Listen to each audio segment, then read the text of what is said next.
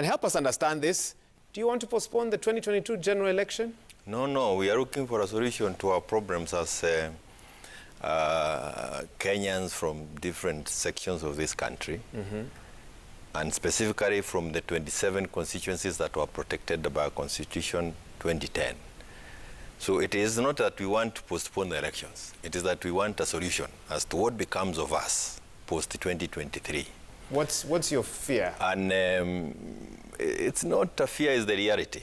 Okay. The reality is that if we do not address this issue, we in Daragwa, those in Budarangi, in Taita Taveta, and such other constituencies, and there are 27 of them, I can give you all of them, including Muvita and the rest, will be voting for the last time as such constitutional or as such political units.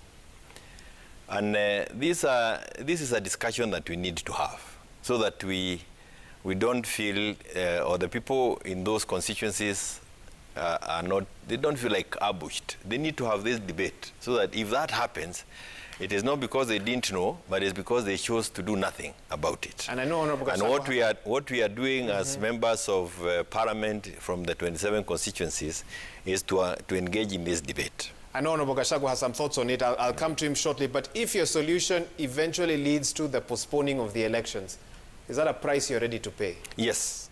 And it is not, I believe it is a price that every Kenyan should be ready to pay if you care about the other. Honorable Gachagua, is that a price you're ready to pay? Of course not. We must have an election on the 9th of August 2022. So says the Constitution of Kenya. We are not going to extend the life of this government, even by a day.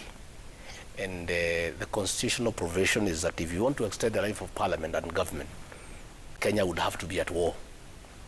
If the Honorable Jeremiah Kioni and his colleagues want to extend the life of this government and Parliament, they must start a war with our neighbors. Wahiga, what is happening is that the Honorable Jeremiah Kioni is being used by the state because the state has been trying to craft a winning strategy and a coalition, and they are out of time. What they are trying to do is to buy time to reorganize themselves. They are not able to get a presidential candidate. They are not able to put their acts together. The election is 12 months from now, and the only way they think they can be able to put their act together is to push the election forward. That will not happen. The people of Kenya will not allow it. The courts will not allow it because the constitutional provisions are so clear. The instances in which you can extend the life of Parliament or the life of this government. The Honorable Jeremiah Kioni and his colleagues had enough time to push the IBC to start this review. So you question the timing even now? In any case, it says between 8 and 12 years. You know, they are not over. And the IBC has said the constituencies remain. So they had time. Why are they coming now? They had enough time to push at that particular time for the review to start so that the issues can be looked into. Okay. And this is seen in the perspective of the BBI that looks to be headed nowhere. You know, the BBI had certain provisions for creating of extra constituencies. So there's a lot of frustration on this side. And we'll be getting deeper into that, but you've said something interesting. Honorable Kioni, are you a proxy?